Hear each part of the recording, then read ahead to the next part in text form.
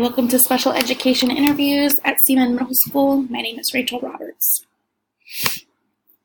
I interviewed 3 different people for this project: Annie Diedrich, the middle school principal at Seaman Middle School, Kenton Noonan, our special education teacher on our 7th grade team, and Crystal Combs, one of our special education paras. I asked them multiple questions, including, what is the most challenging part of your role within SPED? Ms. Diedrich said that being able to offer proper support for staff and students was often the trickiest, trying to find a good balance of teacher support while also getting students the care that they needed was challenging for her, as well as retaining quality staff. Mr. Noonan said balancing things for all students. Even though he only has 15 kids on his caseload at times, they all have different needs, and so making sure everybody has their needs met at all times can be difficult.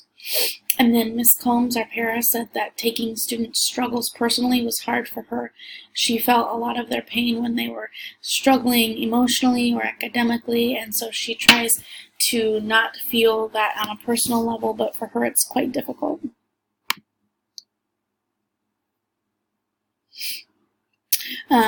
I asked them all what the most rewarding part of their role was within SPED, and Ms. Diedrich said watching students meet their goals.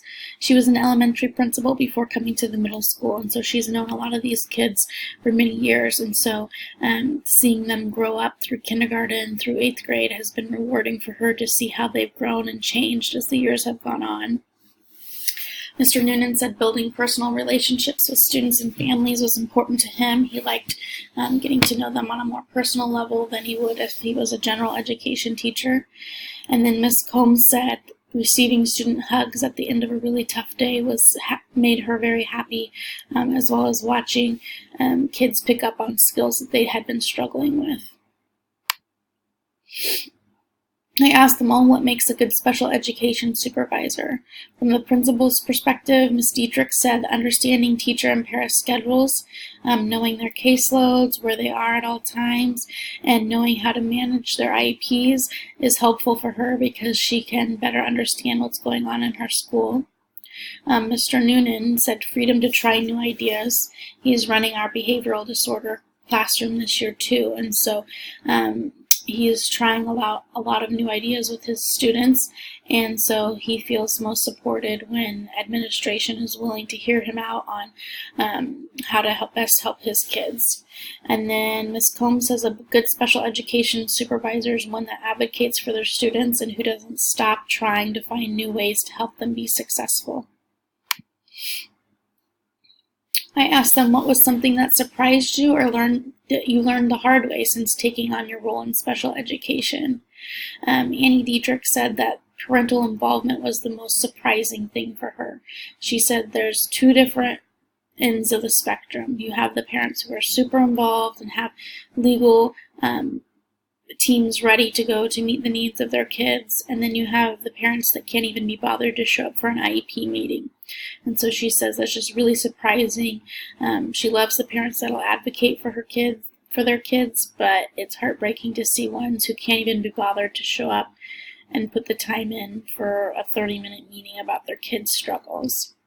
Mr. Noonan said that it's pretty isolating being a special education teacher, especially since he's fairly early on in his career. He feels like they don't get as much support and they don't have as much collaboration as other teams do, so he feels that it's pretty isolating. And he said that in a past district he struggled with lack of teamwork for teachers.